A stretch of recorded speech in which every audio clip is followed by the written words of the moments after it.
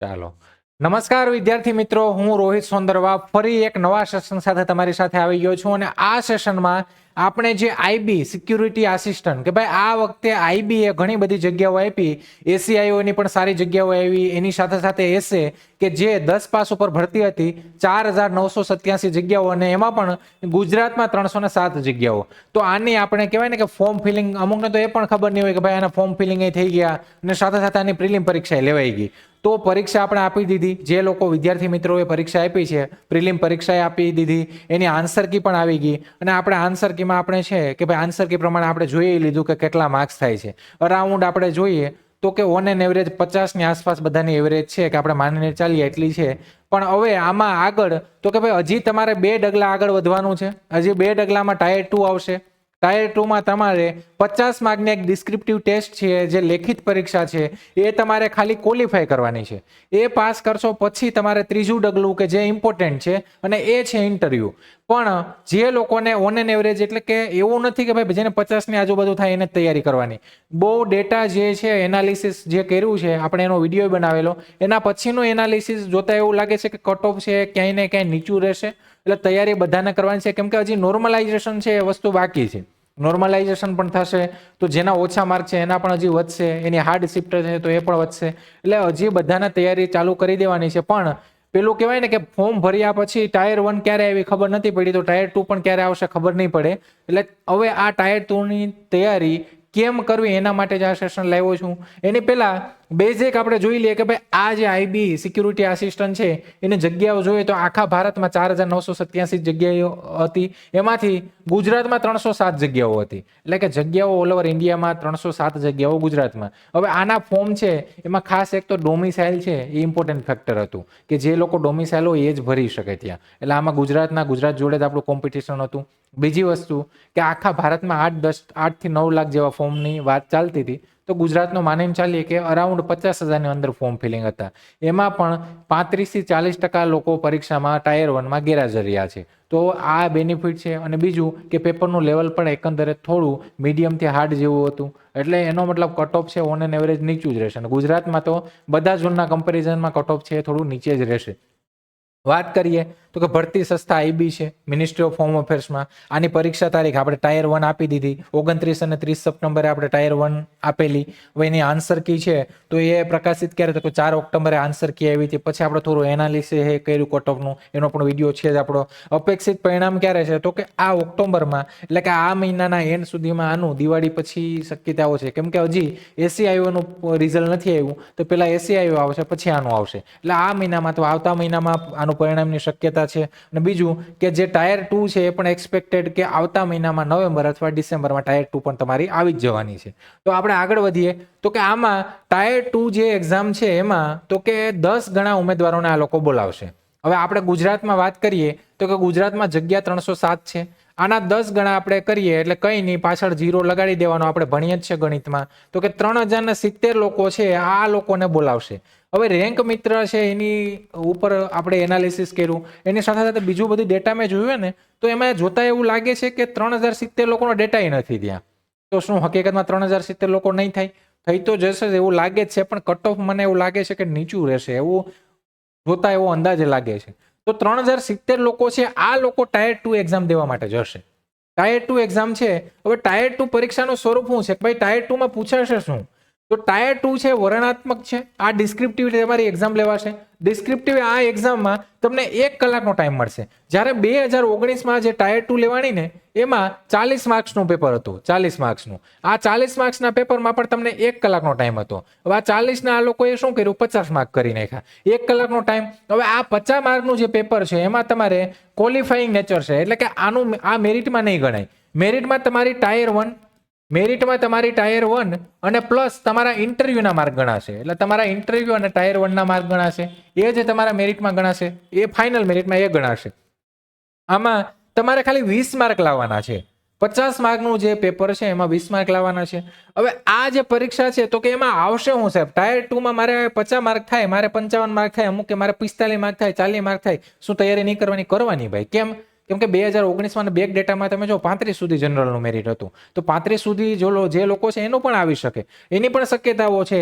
કેમ કે જોતા ડેટા એવો લાગે કે મેરિટ થોડું નીચું રહેશે, એટલે પછી પાછું નોર્મલાઇઝેશન હજી બાકી છે. તો આમાં લેખિત પરીક્ષા છે ઓફલાઈન મોડમાં, જે એમાં શું આવે તો કે એક તો લેખિત પરીક્ષા તમારે લખવાનું છે. હવે લખવામાં શું આવશે તો કે આ એક પ્રકારની અનુવાદ પરીક્ષા છે, કે આમાં અનુવાદ ટ્રાન્સલેશન જ કરવાનું આવશે. જે પ્રીવિયસ યરના પેપર છે એમાં તમને 2 પ્રશ્ન પૂછાણા હતા. 2 પ્રશ્નમાં એક પ્રશ્ન એવો હોય કે આના 25 માર્કનો, માની લઈએ કે 25 માર્કનો એક પ્રશ્ન અને 25 માર્કનો બે પ્રશ્ન, આવી રીતના ગઈ જે પેપર છે એમાં 20 માર્કના 2 પ્રશ્ન હતા 40માં. એમાં એક પ્રશ્ન જે છે એમાં તમારે અંગ્રેજીથી તમારી જે લોકલ લેંગ્વેજ છે એમાં તમારે ટ્રાન્સલેટ કરવાનું. એક તમને અંગ્રેજીનો ફકરો આપ્યો હોય, એનું તમારે આપણે ગુજરાતી ભાષા, જે આપણી લોકલ લેંગ્વેજ છે, આપણી જે રિજનલ લેંગ્વેજ છે એ ભાષામાં તમારે એનું ટ્રાન્સલેશન કરવાનું. એટલે એક ફકરો છે એ હોય. એક ફકરો એવો હોય કે એમાં તમને ગુજરાતી ભાષાનો ફકરો આપ્યો હોય, એનું તમારે અંગ્રેજીમાં અનુવાદ કરવાનો, તમારે અંગ્રેજીમાં ટ્રાન્સલેટ કરવાનું. એટલે આ 2 ફકરા હોય અને 2 પ્રશ્ન હોય. 2 પ્રશ્નના તમારે એમાંથી તમારે જવાબ દેવાના, અને એના જ ટોટલ 50 માર્ક. એ 50 માંથી તમારે 20 માર્ક લાવવાના.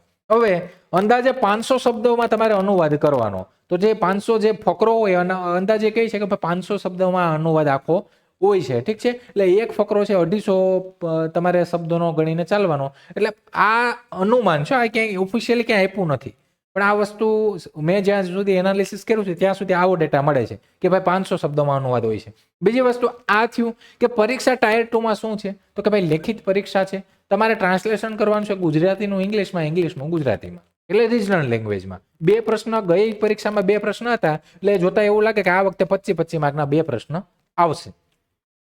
હવે આના મહત્વપૂર્ણ મુદ્દા તો કે ભાઈ જો પેલા કે સાહેબ આમાં આવશે શું, અનુવાદમાં મારે કરવું ક્યાં, તો કે એક તો અંગ્રેજી વોકેબ તમારે થોડું જોવું પડશે. બીજી વસ્તુ, આ ફકરા એવા આવશે કે કરંટ રિલેટેડ હશે, કરંટ જે અફેર છે એને બેસ્ટ આ ફકરા હશે. કોઈ પણ ટેકનોલોજીને લગતા, જીએસ ને જીએ ને લગતા, એટલે મીન્સ કરંટમાં જે વસ્તુ વધારે ચાલે છે 2-3 મહિનામાં, 6 મહિનામાં, એમાંથી જ કોઈને કોઈ ફકરો હશે એ હશે. અથવા કોઈ સ્ટેટિક ફકરો આપી દે, પણ કયો ફકરો આવે આપણે ખબર નથી. એટલે તમારે થોડું વોકેબ તમારે થોડું શીખવું પડશે બેઝિક, કે તમે થોડું ઘણું કરી શકો એમ. સમજાણું? તો આ વસ્તુ છે. હવે આગળ મહત્વપૂર્ણ મુદ્દા હું તો કે ટાયર 2 છે ફક્ત ક્વોલિફાઈંગ છે. આ તમારે ફક્ત ક્વોલિફાય કરવાની છે, આ મેરિટમાં ગણાશે નહીં. મેં અગાઉ તમને વાત કરી એમ તમારે 50 માંથી 20 માર્ક લાવવાના છે, તમારે 50 માંથી 20 માર્ક લાવવાના છે. ગુજરાતી ભાષા અને અંગ્રેજી અનુવાદમાં પ્રેક્ટિસ અતિ આવશ્યક. તો તમારે ગુજરાતી ભાષા અને અંગ્રેજી ભાષામાં અનુવાદ કરવાનો છે, ટ્રાન્સલેશન કરવાનું છે અહીંયા. એટલે આ તમારે પ્રેક્ટિસ કરવી અત્યારથી જરૂરી છે, અત્યારથી કરવા માંડી જાજો. સમય મર્યાદા અંદર સ્વચ્છ હસ્તલેખન જરૂરી. તો કે ભાઈ અહીંયા ક્વોલિફાઈંગ તો છે જ, પણ સાથે સાથે તમારે એવા અક્ષર કરવાના છે, એવી રીતના લખવાનું છે કે ભાઈ જે વાંચે ને એને પણ ઉકલે. તો આપણું થોડુંક રાઇટિંગ છે એ પણ થોડુંક આપણે સુધારી અને સારી રીતના આપણે હસ્તલેખન કરવાનું છે, એટલે લખાણ કરવાનું છે. અંગ્રેજી ગુજરાતી બંને ભાષામાં સમાન કુશળતા રાખવી જરૂરી. તો અહીંયા તમારે અંગ્રેજીનું ગુજરાતીમાં ટ્રાન્સલેશન છે, ગુજરાતીનું ઇંગ્લિશમાં ટ્રાન્સલેશન, એટલે બંનેને સરખું પ્રભુત્વ આપવું પડશે, બેને સરખા રાખીને તમારે ચાલવું પડશે. ટ્રાન્સલેશનમાં હું તમને કહું છું કે કરંટ અફેરનો જ કોઈ બેઝ આવશે અથવા કોઈ સ્ટેટિકનો બેઝ આવશે, પણ એના માટે થોડી વોકેબ છે તમારે થોડી કરવી પડશે આના માટે. ઓકે, ગુજરાતી. હવે જો આ તમને અહીંયા મેં એક્ઝામ્પલ આપ્યું કે આવી રીતના આ સિમ્પલ નાનો ફકરો મેં લીધો છે અહીંયા કે ગુજરાતીનું અંગ્રેજીમાં અનુવાદ કરવાનું છે. તો તમને આ પ્રશ્ન છે, માની લો કે તમને આ પ્રશ્ન આપ્યો કે ગુજરાતીનો પ્રશ્ન પેરેગ્રાફ તમને આપ્યો ને આ જ પેરેગ્રાફનું તમારે ઇંગ્લિશમાં અનુવાદ કરવાનું છે. તો આ એનો ઇંગ્લિશ ટ્રાન્સલેશન, આ તમારો જવાબ છે. ઠીક છે, આ પ્રશ્ન છે, આ નીચે જવાબ છે. આ મેં તમને અહીંયા સમજાવવા માટે આ એક ડેમો કોપી લીધું કે આવી રીતના હોય છે.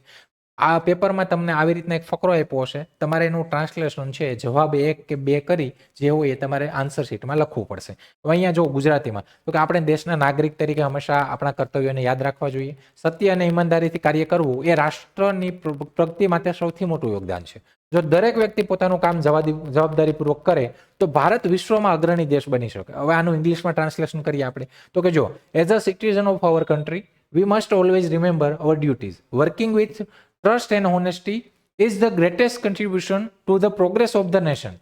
If every person performs their duty responsibly, India can become a leading nation in the world.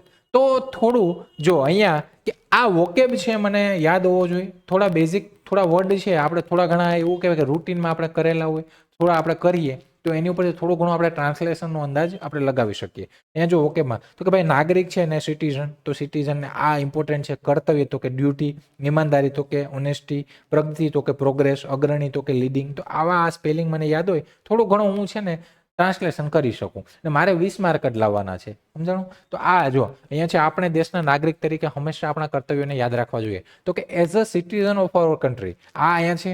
પછી અહીંયા જો કોમાઈ છે પાછું, we must always remember our duties. તો અહીંયા પાછું આ ડોટ છે, આનું પણ મહત્વ છે, આ પણ ધ્યાનમાં લેવાશે. એટલે આ બધી ભૂલો ન થવી જોઈએ. ક્યાં અલ્પવિરામ આવે છે, ક્યાં પૂર્ણવિરામ આવે છે, એ બધી થોડી ધ્યાન રાખજો. એનાય થોડા માર્ક્સ મળશે તમને. ભલે આપણું ગણિત, ગુજરાતી અને આપણું ઇંગ્લિશ ટ્રાન્સલેશન વીક છે, પણ એઝ તમને થોડું ઘણું 10મા લેવલની એક્ઝામ છે એટલે એવું બધું કંઈ તમને ડિફિકલ્ટ નહીં આપી દે, સમજાણું? આગળ વધીએ. સેમ એવો જ પ્રશ્ન કે ઇંગ્લિશ પેરેગ્રાફ તમને આપ્યો હશે, આ પ્રશ્ન છે, આ તમારો જવાબ છે. ઇંગ્લિશમાં અહીંયા પેરેગ્રાફ આપ્યો. અહીંયા જો કે technology plays a very important role in a modern life. It has change the way we communicate, work and learn. However, it is important to use technology wisely to maintain a balance between real life and digital life. હવે આનું મારે ગુજરાતીમાં translation છે, તો આવો ફકરો આપ્યો હશે એનો તમારે ગુજરાતીમાં જવાબ લખવાનો છે. ઠીક છે? તો ભાઈ અઘરું નથી, ડરવાની કઈ જરૂર નથી, થઈ હશે. 20 માર્ક 50માંથી લાવવાના છે. થોડી પ્રેક્ટિસ કરશો, થોડી તૈયારી કરશો, થઈ જશે. ઓકે, આની ઉપર આપણે એવું લાગશે તો કામ કરવું, આપણે એવું લાગશે તો એ પણ વસ્તુ કરશું. તો આમાં જો અહીં ગુજરાતીમાં અનુવાદ, તો કે આધુનિક જીવનમાં ટેકનોલોજી ખૂબ જ મહત્વપૂર્ણ ભૂમિકા ભજવે છે. અહીંયા ખૂબ જ તમે ભૂલી ગયા હોય મહત્વપૂર્ણ લખો તો એવું ન હોય કે બધા માર્ક્સ કપાઈ જાય. અમુક લોકો ખૂબ જ લખતા મહત્વપૂર્ણ જ લખે તો એ કંઈ માર્ક્સ ન કપાઈ જાય. પછી અહીંયા તો કે પૂર્ણ વિરામ, તે આપણા સંવાદ, કાર્ય અને શીખવાની રીતમાં મોટો ફેરફાર લાવી ચૂકી છે. છતાં વાસ્તવિક જીવન અને ડિજિટલ જીવન વચ્ચે સંતુલન જાળવવા ટેકનોલોજીનો સમજદારીપૂર્વક ઉપયોગ કરવો જરૂરી છે. તો ટેકનોલોજીનો ઉપયોગ કરવો જરૂરી છે એવો પણ કોઈ અનુવાદ કરીને આ ભૂલી જાય સમજદારીપૂર્વક, તો પણ એવું નથી કે તમારા બધા માર્ક્સ કપાઈ જશે. તો થોડું આપણે સમજી અને જેટલું આપણે આવડે એટલું કરવાનું છે, કેમ કે 50માંથી મારે 20 માર્ક લાવવાના છે. ઓકે, આગળ હવે ઇમ્પોર્ટન્ટ વોકેબ્યુલરી. જો આમાં આ ફકરામાં ઇમ્પોર્ટન્ટ શું છે વોકેબમાં, તો કે મને રોલ ખબર હોય તો કે રોલ એટલે ભૂમિકા થાય. કોમ્યુનિકેટ, તો કોમ્યુનિકેટ એટલે સંવાદ કરવો. બેલેન્સ, તો બેલેન્સ એટલે એનો મતલબ સંતુલન જાળવવું આપણે, બેલેન્સ. વાઇઝલી, તો કે શું થાય, સમજદારીપૂર્વક. ડિજિટલ લાઈફ, તો કે ડિજિટલ જીવન. ઠીક છે? તો એનો મતલબ કે ફકરામાં તમે ટ્રાન્સલેશન કરો ગુજરાતીમાંથી ઇંગ્લિશમાં, ઇંગ્લિશમાંથી ગુજરાતીમાં, તો તમે જે ટ્રાન્સલેશન કરશો, તમે ફકરામાં તમારી એક ભૂલ હશે તો બધા માર્ક નહીં કપાય. આ વસ્તુ નથી.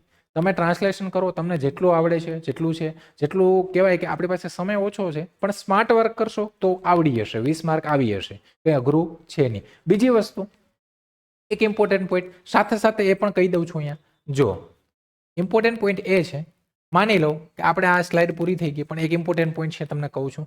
માની લો કે તમે એક્ઝામ આપી, અત્યારે તમને 100માંથી માર્ક્સ તમને આવે છે કે માની લો કે કટ ઓફ 50 રહ્યું અને તમારા માર્ક્સ છે એ કટ ઓફથી 2-5 માર્ક વધારે છે, એટલે માનીને ચાલો કે તમારા 52 માર્ક્સ છે. આ એક સિમ્પલી કહું છું. તો એનો મતલબ કે તમે કટ ઓફથી 2 માર્ક જ વધારે છે.